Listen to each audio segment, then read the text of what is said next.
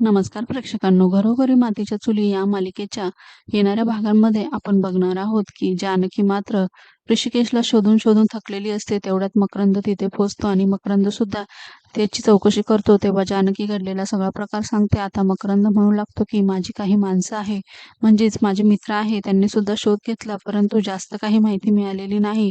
इतक्यात मात्र आता मी तुझ्यासाठी एवढं तर करू शकतो ना, तुझ्यासाठी मी काही करू शकतो. असं ऐकल्यावर जानकी त्याच्याकडे आश्चर्याने बघते. तेव्हा तो म्हणतो, अगं म्हणजे आपल्यामधली जी मैत्री आहे ना, त्या मैत्रीच्या खातीर मी इतकं तर तुझ्यासाठी करूच शकतो ना. चल तू बस गाडीमध्ये, आपण दोघे मिळून त्याला शोधू. असं म्हटल्यावर आता जानकी तयार होते आणि जानकी त्याच्यासोबत गाडीत बसते. जानकी गाडीत बसल्यावर मात्र मकरंद खुश होतो आणि तो मनातल्या मनात ऐश्वर्याला थँक्यू म्हणतो की तुझ्यामुळे मात्र मला आज हा दिवस बघता आला आणि ह्या निमित्ताने का होईना मला जानकीसोबत अजून वेळ घालवता येईल, त्यामुळे तो खूप खुश होतो आणि तुझा प्लॅन अगदी यशस्वी झाला असं तो मनात बोलतो.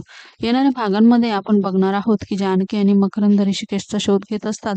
प्रत्येक दुकानांमध्ये जाऊन काही माणसांना ते फोटो दाखवून विचारत असतात. तेव्हा बरीच लोक ऋषिकेशला पाहिलं नाही असं सांगतात, परंतु एक व्यक्ती सांगतो की त्याला पोलिसांनी उचलून नेलं आहे. हे ऐकल्यावर मात्र आता जानकी आणि मकरंदला आश्चर्य वाटतं. तर दुसरीकडे पोलीस मात्र आता ऋषिकेशच्या घरी जातात आणि ही खूप मोठी गोष्ट आहे.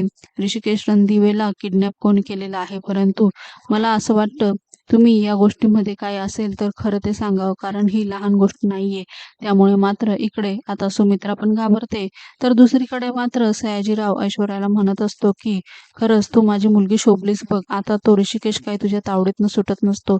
इकडे वडिलांचं कौतुक ऐकून ऐश्वर्या प्रचंड खुश होते. तर दुसरीकडे ऋषिकेश मात्र स्वतःची सुटका कशी करून घ्यायची याच्या प्रयत्नात असतो. काही झालं तरी आपल्याला हार मानून चालणार नाही, काही झालं तरी आपल्याला यातून मार्ग काढावाच लागेल आणि इथून बाहेर पडावंच लागेल असं म्हणत तो स्वतःचा जीव वाचवण्यासाठी बाहेर पडण्याचा प्रयत्न करतो. जेव्हा तो खुर्चीवर चढतो तेवढ्यात एक व्यक्ती त्याच्या मागे बंदूक रोखून उभा राहतो. त्यामुळे आता ऋषिकेश तिथेच थांबतो. मालिकेच्या अशाच नवनवीन भागांसाठी आपल्या चॅनलला नक्की लाईक करा, शेअर करा, सबस्क्राईब करा.